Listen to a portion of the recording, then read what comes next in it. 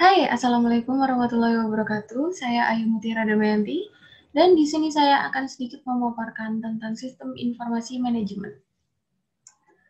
Nah, di sini saya akan memaparkan bab 1, yaitu pengantar sistem informasi, yang referensi bukunya saya ambil dari buku Sistem Informasi Manajemen, karyanya Raymond McLeod sama George Sell. Oke, langsung aja. Yang pertama itu ada sejarah sistem informasi. Jadi intinya dari sejarah ini, kita tuh kayak meninjau kembali bagaimana perangkat keras telah mengalami evolusi serta penerapannya dari waktu ke waktu. Jadi dari dulu sampai sekarang itu tuh perangkat keras itu gimana sih? Kan makin kesini ukurannya makin kecil, tapi performanya makin bagus gitu kan.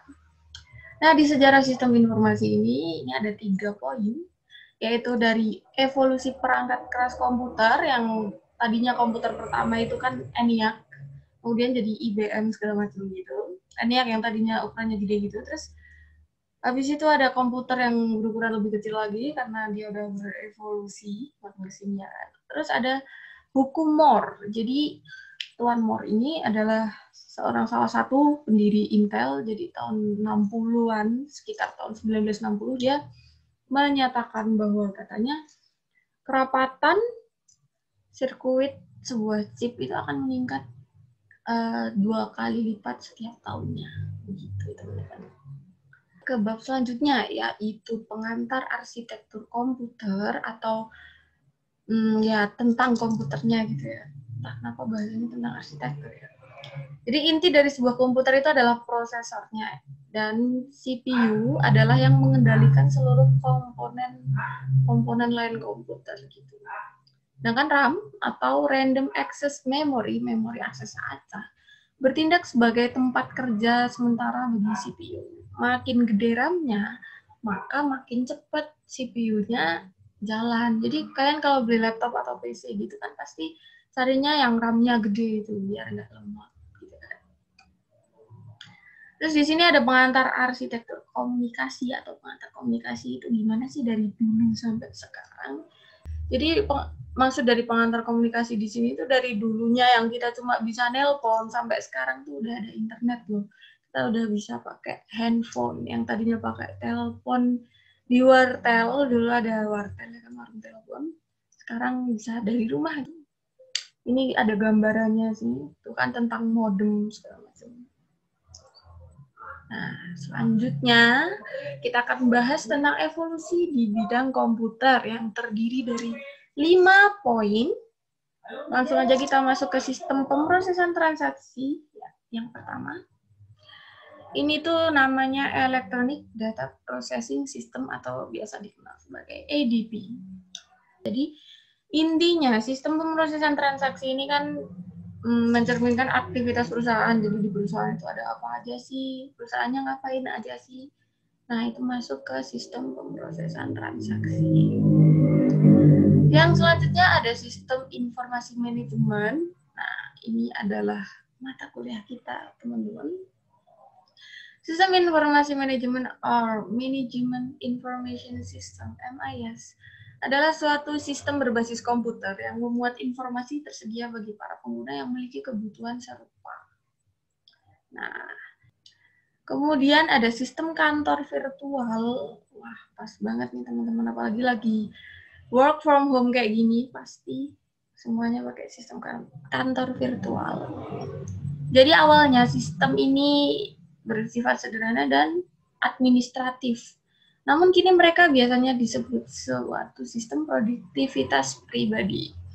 Kemampuan aplikasi otomatisasi kantor dapat dilakukan di mana aja, melahirkan konsep kantor virtual or virtual office, yaitu melakukan aktivitas kantor tanpa kita harus ke kantor, bisa kerja dari rumah, work from home, terus rapat segala macam bisa dilakukan melalui konferensi video seperti yang lagi kita lakukan sekarang. Konferensinya lewat Zoom. Yang selanjutnya ada sistem pendukung pengambilan keputusan or Decision Support System or DSS. Adalah suatu sistem yang membantu seorang manajer atau sekelompok kecil manajer memecahkan satu masalah. Jadi ini untuk pengambilan keputusan, seorang manajer itu kayak harus menggaji karyawannya berapa sih, harus menjual produk ini dengan harga berapa sih, seperti itu. Yang selanjutnya ada sistem perencanaan sumber daya manusia or Enterprise Resource Planning. ERP adalah sistem berbasis komputer yang memungkinkan untuk memanajemen seluruh sumber daya perusahaan dalam basis keseluruhan organisasi. Jadi ya, sesuai dengan definisinya ini untuk memanajemen sumber daya perusahaan dalam keseluruhan organisasi. Nah, sistem informasi manajemen yang tadi itu akan menghasilkan informasi melalui penggunaan dua jenis perangkat lunak, yaitu perangkat lunak pembuat laporan, report writing software, dan yang kedua adalah model sistematis. Di bukunya ada itu, kayak semacam skema dan gambar visualisasinya. Bisa dilihat di buku. Yang selanjutnya kita langsung masuk ke pengguna sistem informasi.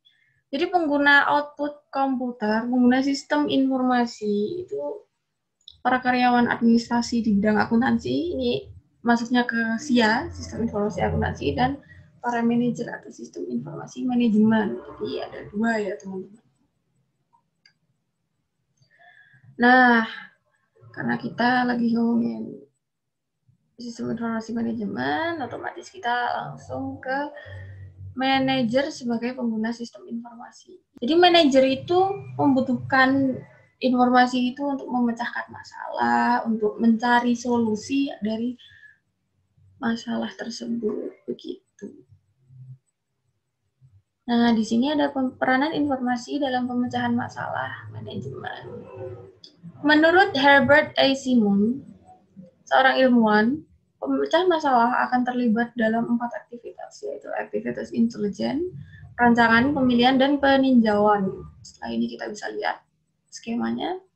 Jadi ada masalah nih, langsung dicari kenapa masalah itu terjadi, itu di aktivitas intelijen. Setelah itu kita masuk ke aktivitas perancangan untuk kayak figure it out problemnya itu kayak gimana, aktivitas pemilihan untuk memilih solusi, akhirnya ada solusinya, dan ada aktivitas peninjauan yang dibuat sendiri itu, ditinjau ulang. Oh, berarti emang seperti ini.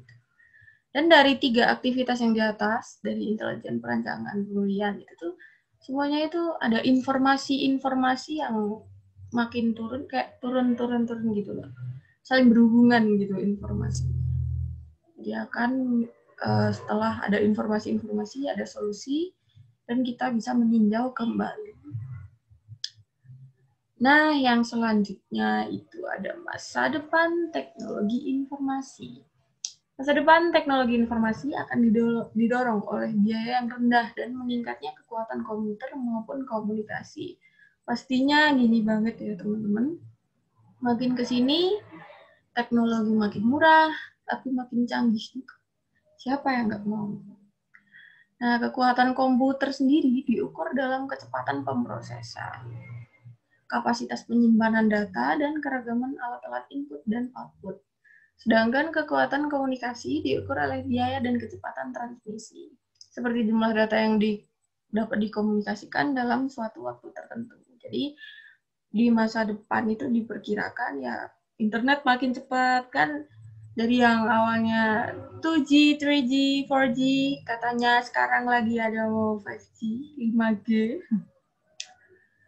Ya itulah teman-teman, di masa depan makin cepat dan semakin terjangkau.